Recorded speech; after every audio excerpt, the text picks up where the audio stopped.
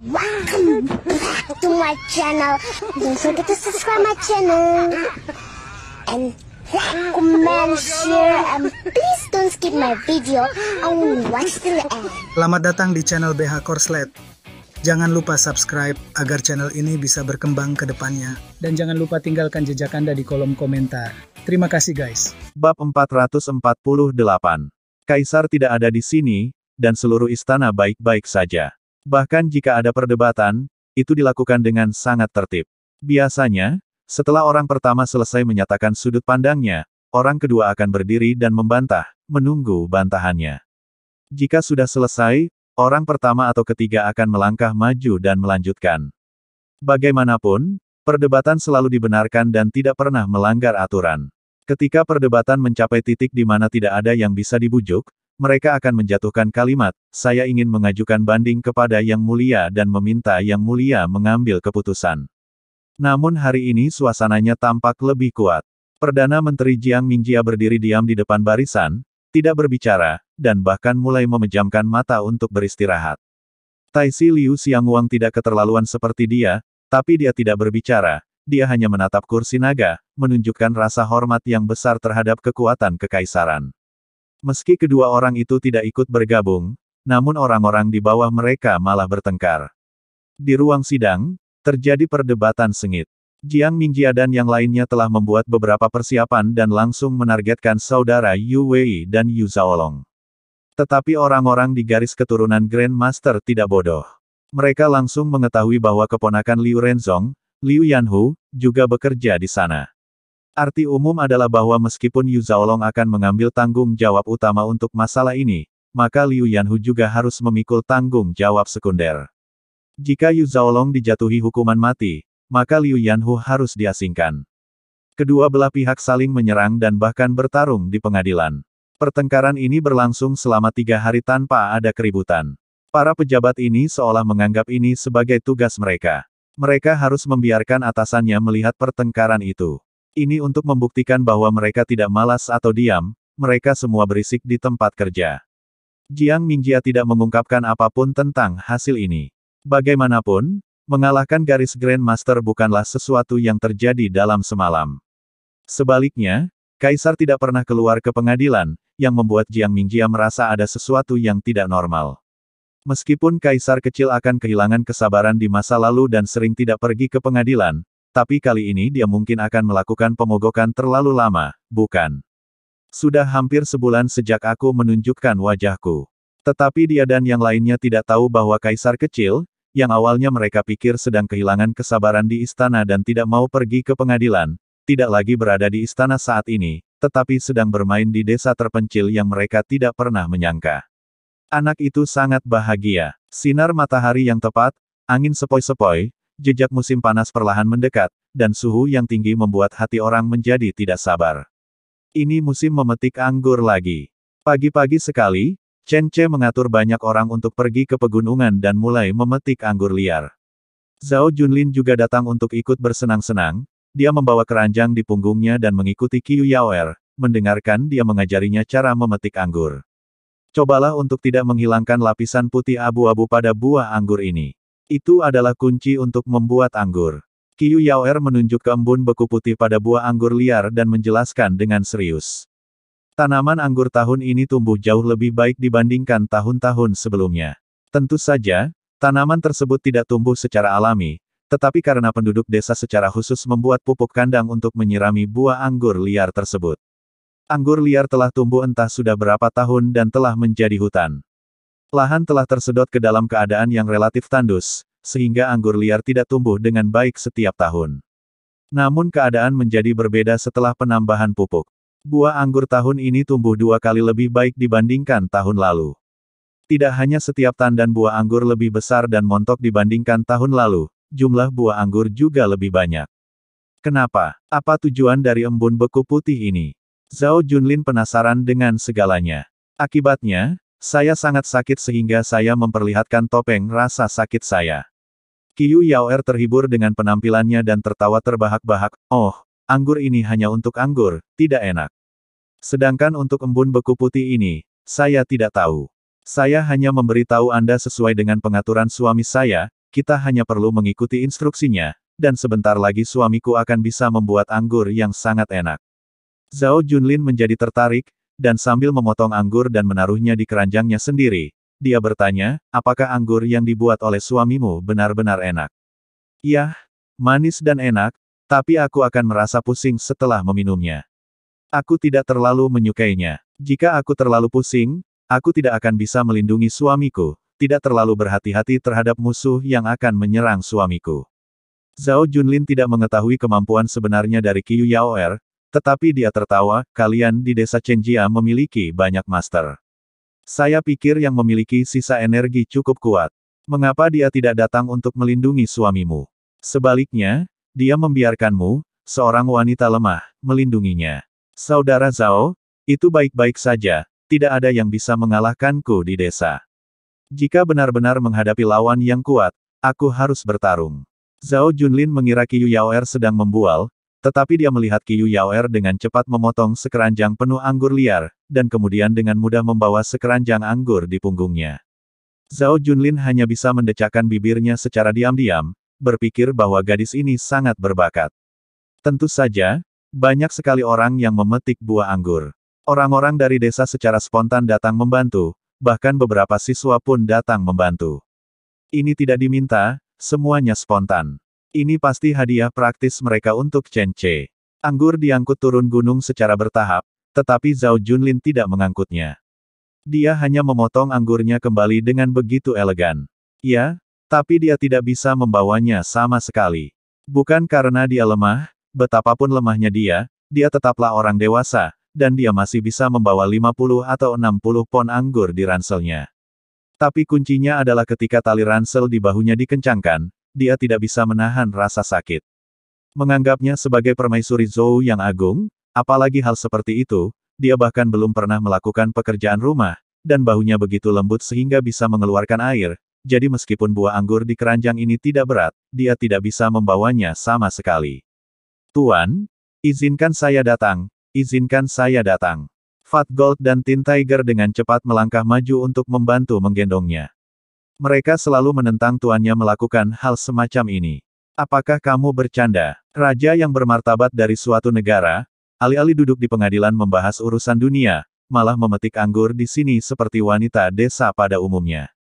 Hal semacam ini membuat Fat Gold dan Tin Tiger merasa dirugikan tidak peduli bagaimana mereka memikirkannya. Tapi Zhao Junlin tidak peduli sama sekali. Dia benar-benar muak dengan tipu muslihat di pengadilan, dan kali ini dia keluar hanya untuk bersenang-senang. Jadi dia tidak peduli pekerjaan apa yang dia lakukan. Tas punggung yang menekan bahu kecilnya itulah yang benar-benar membuatnya tak tertahankan. Jadi ketika Fat Gold dan Tin Tiger ingin membantu, dia hanya mengikuti arus dan berhenti membawa mereka dan membiarkan kedua orang ini melarikan diri untuk membantu mengangkut buah anggur. Zhao Junlin sendiri terus memotong anggur. Meskipun gerakannya sangat lambat dan tidak bisa dibandingkan dengan penduduk desa yang sering bekerja, dia tetap sangat serius. Namun, dia hanya memotong kurang dari 3 keranjang buah anggur, dan semua buah anggur gunung telah dipotong. Bagaimanapun, ada kekuatan dalam jumlah. Dengan 1 atau 200 orang mendaki gunung, satu orang dapat dengan mudah menyelesaikan tugas ini dengan memotong beberapa keranjang. Melihat kebun anggur yang telah dipanen, Zhao Junlin sangat senang. Ini adalah pertama kalinya dia mengikuti kegiatan menarik tersebut. Hanya ketika dia turun gunung dia menyadari bahwa masalah ini masih jauh dari selesai. Bab 449. Rumah ulat sutera Chen Ce kini telah sepenuhnya diubah menjadi kilang anggur. Dulunya hanya sebuah pabrik pembuatan wine, namun kini telah ditemukan mata air pegunungan yang tipis di tengah gunung. Mata air tersebut tidak banyak, namun tersedia sepanjang tahun. Telah diterima dengan baik, terutama oleh para sastrawan yang menyukai anggur seperti Wang Hongwen, Qiu Bailu, Zhong Wei, dan Mo Wenwen, serta para tetua pedesaan biasa seperti kepala desa tua dan pejabat desa, semuanya dengan suara bulat memuji anggur tersebut, diseduh oleh mata air pegunungan ini. Anggurnya sangat dipuji. Saat ini, seluruh tempat pembuatan anggur berada dalam tahap terbuka. Terdapat tong kayu besar yang ditempatkan di tengah ruang terbuka. Tong tersebut dibuat sangat kuat dan tidak ada kemungkinan bocor. Tempat ini terbuka. Beberapa buah anggur yang diturunkan dari gunung telah dimasukkan ke dalam tong kayu besar ini. Larasnya setidaknya berdiameter 3 meter dan tingginya sekitar 1,5 meter, bahkan bisa digunakan sebagai kolam renang. Saat ini, sudah banyak buah anggur yang ditumpuk di dalam tong, namun masih banyak lagi yang menumpuk di luar. Untuk apa ini? Dengan tong sebesar itu, apakah kamu akan membuat anggur di dalamnya? Zhao Junlin mencondongkan tubuh ke arah Qiyu Yaoer dengan rasa ingin tahu dan bertanya padanya. Selain dirinya, ada juga Li Linzi di samping Qiyu Yaoer. Tapi Zhao Junlin tidak banyak bicara dengan Li Linzi, mungkin karena Qiyu Yaoer terlihat lebih mudah bergaul, dan Li Linzi sepertinya bukan orang yang mudah diajak main-main, jadi Zhao Junlin biasanya tidak berbicara kepada Li Linzi, paling banyak dia hanya tersenyum kepadanya dan hanya anggukan kenalan. Menginjak buah anggur. Suamiku bilang dia akan menghancurkan semua buah anggur. Tahun ini adalah tahun ketiga pembuatan wine. Qiyu Yaoer sudah mengetahui proses pembuatan wine dengan baik prinsipnya, tapi itu tidak menghentikannya untuk melaksanakan perintah yang dikeluarkan oleh Chen Ce. Menginjak. Bagaimana cara menginjaknya? Dengan kakimu. Bukankah itu kotor? Zhao Junlin tercengang, tidak pernah mengharapkan jawaban seperti itu. Kamu perlu mencuci kakimu, dan mereka yang menginjaknya harus dipilih oleh suami. Tidak semua orang bisa menginjaknya. Tahun lalu, aku dan beberapa gadis lain yang menginjaknya. Qiyu Yaoer menunjuk pada beberapa gadis cantik. Zhao Junlin melihat penampilan mereka, lalu mengangguk pelan. Jika Qiyu Yaoer dan yang lainnya yang menginjaknya, sepertinya tidak akan terlalu sulit untuk menerimanya. Meskipun Zhao Junlin juga seorang wanita, tingkat apresiasinya masih online. Dia sangat muak dengan pria sembrono itu, tapi dia juga sangat toleran terhadap wanita cantik. Saat buah anggur di dalam tong mencapai tingkat tertentu, Chen Ce mulai memprovokasi gadis-gadis itu untuk menginjak buah anggur tersebut. Ada lebih banyak buah anggur tahun ini, jadi dibutuhkan lebih banyak orang untuk menginjak buah anggur. Dibutuhkan 2 shift orang untuk menginjak buah anggur. Nah, dibutuhkan sekitar 20 atau 30 orang. Selain orang-orang itu tahun lalu, kita perlu menambahkan lebih banyak orang untuk mencapai kesuksesan tahun ini. Teman-teman, Linzi, anggap kamu sebagai satu, hitung aku juga, ditambah Xiaoyong. Chen Ce secara khusus mencari beberapa pria untuk diinjak-injak bersamanya. Tentu saja, mereka semua bukanlah pria jorok. Alasan utama mengapa dia melakukan ini adalah untuk menyeret Zhao Junlin ke dalam masalah. Kaki Zhao Junlin adalah yang terbaik. Jika dia dan Qiyu Yaoer menginjak buah anggur bersama-sama, mereka akan menjadi pasangan terindah di dunia. Namun, jika dia hanya meminta seorang wanita untuk turun dan menginjaknya, Zhao Junlin mungkin tidak akan turun karena identitas luarnya adalah seorang pria. Kecuali Chen Ce dan yang lainnya, tidak ada orang lain yang tahu bahwa dia sebenarnya seorang wanita. Oleh karena itu, jika hanya wanita seperti Qiyu Yaoer yang diizinkan menginjaknya, kemungkinan besar dia tidak akan menginjaknya.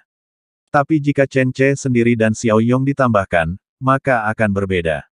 Setidaknya kesenjangan ini bisa dihilangkan.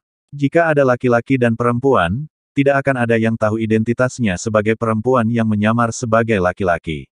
Saudara Zhao, bisakah kamu ikut juga? Kalau tidak, tidak akan ada cukup tenaga. Chen Ce segera menyampaikan undangan kepada Zhao Junlin. Zhao Junlin setuju tanpa ragu-ragu. Mungkin wanita lain akan khawatir jika tidak memperlihatkan tubuh mereka ke publik, tetapi Zhao Junlin tidak menerima pendidikan seperti ini. Dia telah dibesarkan sebagai seorang pangeran sejak dia masih kecil. Di mata orang lain, dia hanyalah seorang laki-laki, jadi apa bedanya jika seorang laki-laki menunjukkan jari kakinya? Meskipun dia adalah seorang pangeran dari dinasti Zhou, tidak ada salahnya menunjukkan jari kakinya. Itu sebabnya Zhao Junlin melepas sepatunya tanpa ragu-ragu selama pelayaran beberapa hari yang lalu dan mulai bermain air di atas kapal. Sekarang ketika Chen Ce mengundangnya, Zhao Junlin setuju tanpa ragu-ragu. Anda tetap perlu mencuci kaki sebelum menginjaknya. Meskipun Chen Ce menyukai kaki giok, dia juga suka menjaganya tetap bersih. Semua orang melipat celana mereka dan mulai mencucinya di dekatnya. Ketika Chen Ce dan yang lainnya sedang mencuci, tidak ada yang salah. Tetapi ketika giliran Qiyu Yaoer untuk mencuci, semua orang tampak heran. Warnanya putih dan lembut, dan setiap jari kakinya sangat elastis sehingga orang pasti ingin memainkannya. Chen Ce juga tercengang. Dia tidak dapat mengingat sudah berapa lama sejak dia bermain dengan kaki giok ini sebelumnya. Ketika Qiyu Yaoer masih muda, dia masih di bawah umur, dan Chen Ce tidak tega menyakiti tubuhnya, jadi meskipun dia bersedia, Chen Ce tidak berhubungan intim dengannya. Tapi mau tak mau aku merasa gatal, jadi hal favoritku saat itu adalah bermain dengan kaki kecilnya yang indah sambil menahan cintaku padanya. Dia ingat kondisi saat itu tidak baik. Ketika Chen Ce membawa Qiyu Yaoer ke kabupaten, dia tidak mau membiarkan Qiyu Yaoer berjalan. Selain untuk mengasihani dia, tujuannya adalah untuk tidak membiarkannya merusak kaki gioknya. Namun, Qiyu Yaoer memang termasuk tipe kecantikan alami. Dalam 2 tahun terakhir, Chen Ce tidak punya banyak waktu untuk terobsesi dengan sepasang kaki gioknya, dan dia tidak lagi menyukainya seperti sebelumnya masih lembut dan putih, sangat indah. Tak lama kemudian, Zhao Junlin pun melepas sepatu dan kaos kaki di sebelahnya. Kakinya yang ramping dan putih pun langsung menarik perhatian banyak orang yang hadir. Chen Ce, sang pengontrol kaki, tiba-tiba menatap dengan mata lurus. Bahkan jika dia memaksakan dirinya untuk mengalihkan pandangannya, dia tidak bisa melakukannya sama sekali. Melihatnya melepas sepatunya, melihatnya basah kuyup, melihatnya dengan lembut menginjak kakinya dan mencucinya, Chen Ce merasa senang melihatnya. Dia sangat cantik, ambisi Ce yang paling primitif. Yang lain sedikit malu melihatnya, tapi Chen Ce adalah satu-satunya yang melihatnya dengan begitu asyik. Gerakan ini menarik perhatian Li Linzi. Dia menatap Chen Ce dengan heran, dan kemudian matanya menjadi suram. Setelah Chen Ce melihatnya sebentar, dia tiba-tiba memikirkan tentang tim dan segera membuang muka. Meskipun Zhao Junlin tampan dan dia memang seorang wanita, identitasnya tidak dapat dihujat oleh dirinya sendiri. Dia kemungkinan besar adalah seorang putri atau semacamnya, mungkin saudara perempuan dari kaisar saat ini, dan sama sekali tidak ada kemungkinan dia bersamanya. Karena kalau mau nikahi dia harus jadi permaisuri, dan permaisuri itu ibarat menantu. Kedengarannya bagus, tapi banyak kendalanya. Oleh karena itu, Chen Ce tidak akan pernah ingin menjalin hubungan apapun dengannya, meskipun dia memang sangat menawan, dan kaki giok itu sangat cantik. Chen Ce bahkan tidak menyadari tatapan jelek di mata Li Linzi, tetapi hanya menyendiri dan mengundang semua orang untuk masuk dan menginjak-injak buah anggur. Bab 450. Tandan buah anggur ditumpuk ke dalam tong kayu besar. Mengikuti perintah Chen Ce, selusin pria dan wanita yang telah mencuci kaki mereka melompat ke dalam tong bersama-sama, dan kemudian mulai menginjak buah anggur tersebut. Chen Ce juga orang pertama yang masuk. Bersama Qiyu Yaoer, dia mengikat celananya dan bersenang-senang menginjaknya. Tandan buah anggur diinjak hingga pecah menjadi bubur, dan sari buah anggur yang utuh diperas. Perasaan buah anggur yang pecah menjadi bubur sungguh nikmat dan sangat melegakan. Chen Ce melangkah dalam dan ringan, sambil terus menatap Qiyu Yaoer. Dia tidak bisa lagi menonton Zhao Junlin, jadi mari kita tonton Qiyu Yaoer. Qiyu Yaoer akan mengangkat kakinya setiap kali dia menginjaknya. Kakinya yang putih dan lembut, bahkan telapak kakinya pun berwarna merah. Namun saat ini, kaki dan telapak tangannya yang merah ditutupi dengan sari anggur ungu, dan ada beberapa kulit anggur yang pecah, yang terlihat kotor. Penampilan itu membuat Chen Ce menelan ludahnya. Jika tidak ada orang di sekitar sekarang, Chen Ce pasti akan mendorong Qiyu Yaoer ke samping ember dan membantunya menjilat kakinya hingga bersih. Ini bukan penyakit, tapi penghormatan terbesar terhadap fakta menakjubkan. Tapi Li Linzi yang berada di luar memandang Chen Ce menatap Qiyu Yaoer, dan matanya menjadi semakin serius. Setidaknya itulah yang dia pikirkan. Chen Ce tidak memperhatikan mata Li Linzi, tetapi terus tertawa dan mengklik buah anggur itu bersama-sama. Selusin orang menginjaknya selama lebih dari 10 menit, dan buah anggur di dalam tong kayu besar akhirnya akan hancur total. Selama periode ini, Chen Ce masih mau tidak mau kembali dan melihat kaki Zhao Junlin. Teman baik, kamu benar-benar cantik.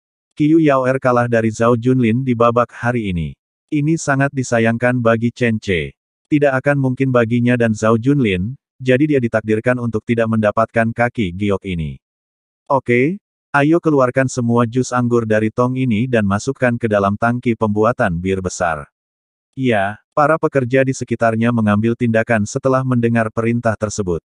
Mereka mulai menyendok semua jus anggur di dalamnya bersama dengan pomace anggur. Tentu saja pomace anggur ini secara alami tidak dapat digunakan untuk membuat wine, jadi setelah diambil, mereka perlu menyaring semuanya dengan saluran bambu 2 atau 3 kali. Hanya ketika jus anggur murni diperoleh, jus tersebut akan dituangkan ke dalam tong yang sudah disiapkan. Tangki tahun ini lebih banyak dan lebih besar dibandingkan tahun lalu. Tangki tahun lalu masing-masing hanya berbobot 50 pon, tetapi tangki tahun ini masing-masing sudah berbobot 100 pon. Tangki jenis ini lebih tebal dan besar, sehingga lebih mudah untuk diangkut.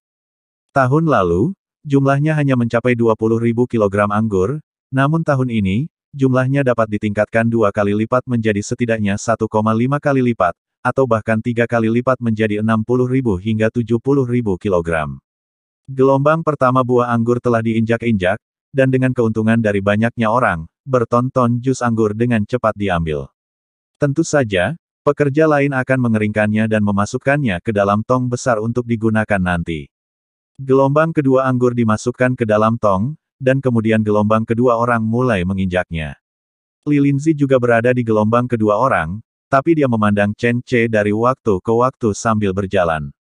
Chen Ce akhirnya menyadari ada yang tidak beres dengan ekspresi Li Linzi, dan dia segera menyadari bahwa dia mungkin baru saja melihatnya mengintip ke arah Zhao Junlin.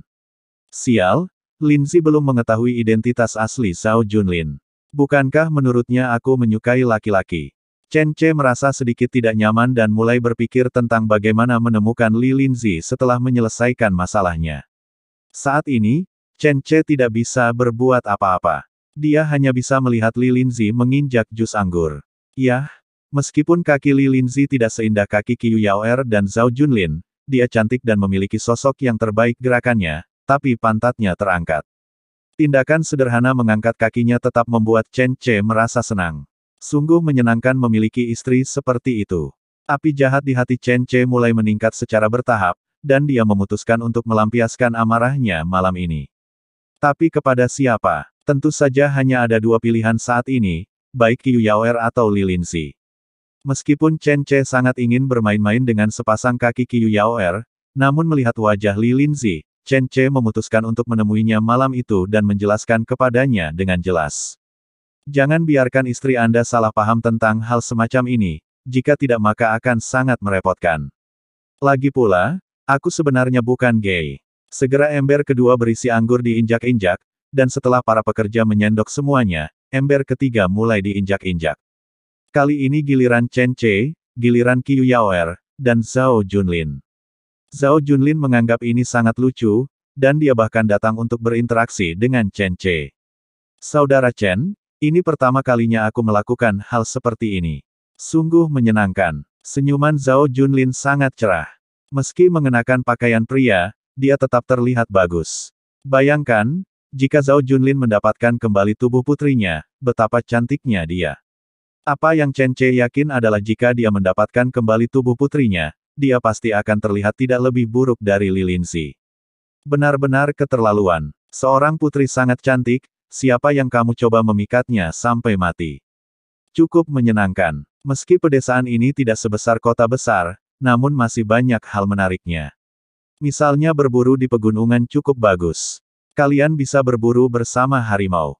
Coba pikirkan, seru sekali. Chen Ce menarik minat Zhao Junlin hanya dengan beberapa kata. Meskipun dia datang ke Kaisar dan ada tempat perburuan kerajaan di dinasti Zhou, dia belum pernah ke sana sekalipun. Pertama, dia tidak tertarik dengan hal-hal itu sebelumnya, dan kedua, dia tidak bisa bermain sebanyak yang dia inginkan, jika tidak, dia khawatir identitasnya akan terungkap. Tapi sekarang ketika Chen Ce menyebutkannya, hatinya tiba-tiba mulai menantikannya. Dia merasa akan sangat senang pergi berburu bersama Chen Ce. Oke, saudara Chen, bagaimana kalau kita pergi bersama lain kali? Oke, Chen Ce langsung setuju. Kemudian dia tanpa sadar menundukkan kepalanya dan memandangi kakinya yang begitu indah. Ketika kakinya diangkat dari jus anggur, itu bahkan lebih indah daripada kecantikan yang sedang mandi. Kakinya sangat putih sehingga dia memang seorang putri kerajaan yang jarang berjalan sejak dia masih kecil mengasuh. Sayangnya kita hanya bisa melihat dari kejauhan dan tidak bisa memainkannya. Di sebelahnya, Fat Gold dan Tin Tiger juga sudah lama memperhatikan Chen Ce. Keduanya memandang Chen Ce dan ingin memukulnya. Di mana kamu mencari masalah, nak? Apa maksudmu dengan menatap kaki tuan kamu? Kamu masih ngiler. Apakah kamu menganggap kaki tuan kami sebagai kaki ayam? Meskipun Fat Gold dan Tin Tiger sangat ahli dalam seni bela diri, mereka adalah Kasim. Bagaimana mereka bisa tahu betapa penuh gairah seorang pria memandang seorang wanita? Di tengah permainan, Liang Zifei datang ditemani oleh seorang pelayan dari keluarga Chen Ce. Ketika dia melihat Zhao Junlin dan Chen Ce menginjak buah anggur di dalamnya, dia menunjukkan tatapan iri. Dia juga ingin bermain bersama. Tapi ketika Chen Ce mengundangnya, dia dengan tegas menolak. Dia adalah wanita yang berpendidikan tinggi. Dia tidak boleh memperlihatkan kakinya kepada orang lain di depan umum. Kuncinya adalah Chen Ce datang dan mengundangnya. Chen Ce sendiri menganggap tidak ada masalah. Namun bagi Liang Zifei, dia memiliki kesan yang sangat baik terhadap Chen Ce, yang baru bersamanya selama beberapa hari. Bakat sastra Chen Ce, humornya, dan kekuatannya dengan cepat memikat hati gadis kecil ini dalam waktu singkat. Jika situasinya memungkinkan, dia akan bersama Chen Ce tanpa ragu-ragu. Tetapi dia juga tahu bahwa itu tidak mungkin, bahkan jika dia memikirkannya, dia tahu itu sama sekali tidak mungkin. Dia adalah selir kaisar, dan Chen Ce juga memiliki istrinya sendiri. Yang bisa dia lakukan hanyalah melihat Chen Ce dari kejauhan dan menyembunyikan cintanya. Tapi apa yang dilakukan Chen Ce sekarang? Memintanya melepas sepatunya dan menginjak anggur bersamanya. Baginya, hampir sama dengan memintanya telanjang dan menginjak anggur bersamanya di depan semua orang. Oleh karena itu, Liang Zifei melarikan diri dengan cepat. Ada apa dengan dia? Chen Ce bertanya pada Zhao Junlin dengan bingung. Zhao Junlin mengangkat bahu acuh tak acuh, jangan khawatirkan dia, terkadang dia seperti ini. Tak satu pun dari mereka menyadari bahwa kata-kata Chen Ce barusan menyakiti hati seorang gadis lugu. Apa yang tidak disangka Chen Ce adalah ketika mereka menyelesaikan pekerjaan mereka menemukan bahwa Li Linzi telah menghilang di beberapa titik. Bersambung ke bab selanjutnya.